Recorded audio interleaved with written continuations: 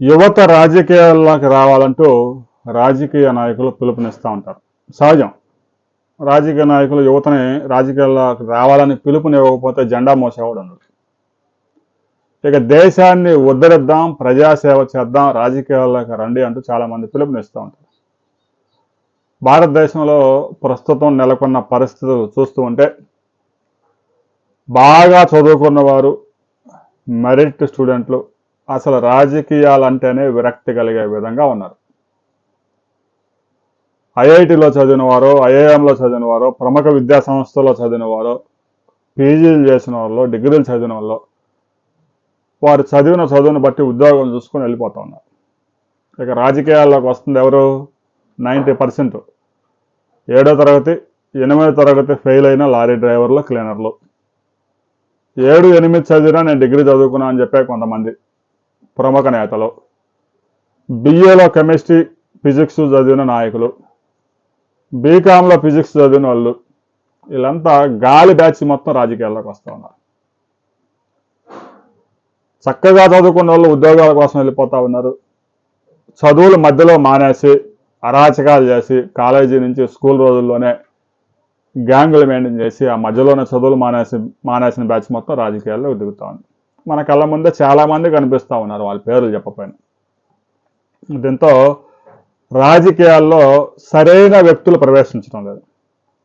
ప్రవేశించేటప్పుడే lorry క్లీనర్లు, lorry డ్రైవర్లు చేసుకున్న వాళ్ళు, 7వ తరగతి చదివిన వాళ్ళు, చదువులు మానేసిన వాళ్ళు, రౌడీ షీటర్లు, గ్యాంగ్ రేపులు చేసేవాళ్ళు, ఈ బ్యాచ్ అంతా వచ్చి దూరతా ఉంది రాజకీయాల్లో. ఇక తర్వాత వాళ్ళకి అధికారం వచ్చిన తర్వాత వాళ్ళు ఉన్నతంగా వ్యవహరిస్తారని మనం ఎలా వ్యవహరించగలం, ఎలా ఊహించగలం? అసలు అది సాధ్యం కాదు.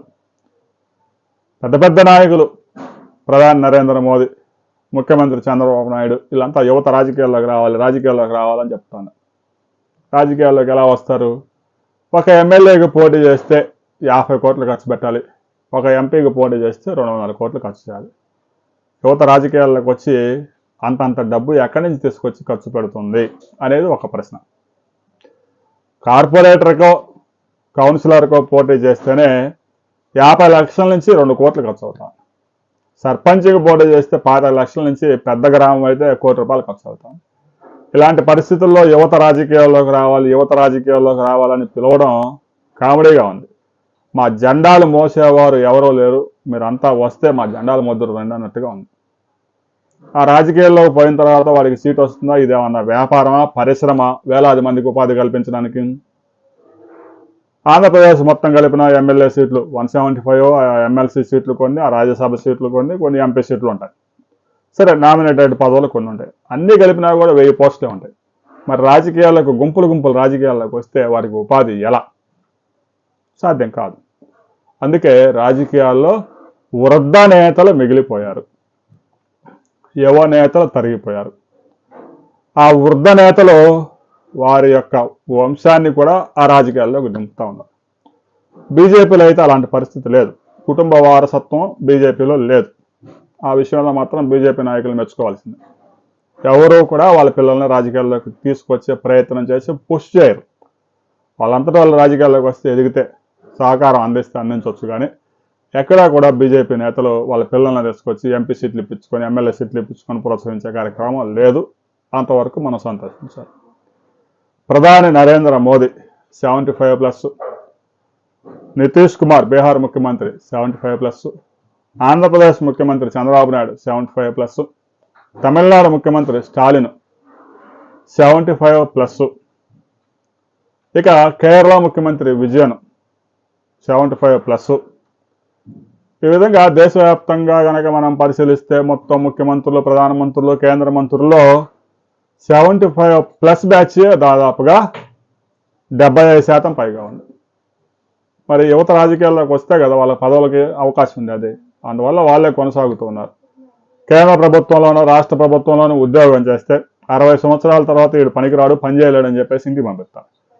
రాజకీయాల్లో మాత్రం వాళ్ళకి పదవులు వస్తుంది 60 సంవత్సరాల తర్వాతనే పెద్ద పెద్ద పదవులు వస్తూ ఉన్నాయి. 25 సంవత్సరాలకు ఒకసారి ఒకవేళ రాజకీయాల్లోకి ప్రవేశించినా, పువ్వు పుట్టగానే పరిమళించినా, అక్కడి నుంచి ఎమ్మెల్యేగా, ఎంపీగా పోటీ చేసుకుంటూ అందరినీ తొక్కి 5 సార్లు ఎమ్మెల్యే, 6 సార్లు ఎమ్మెల్యేగాను, లేదంటే 6 సార్లు ఎంపీగాను గెలిచిన తర్వాత ఒక మంత్రి పదవో, ఒక కేంద్రంలో మంత్రి పదవో దక్కే అవకాశం ఉంది. ఇక ముఖ్యమంత్రి అవ్వడం అనేది టార్గెట్గా పెట్టుకొని ముఖ్యమంత్రి అవ్వాలని టార్గెట్గా పెట్టుకుంటే అది అయ్యే అవకాశం లేదు. ఎందుకంటే స్థానిక పార్టీలు, ప్రాంతీయ పార్టీలు అన్నీ కూడా ఆయా కుటుంబాల చేతుల్లో ఉన్నాయి.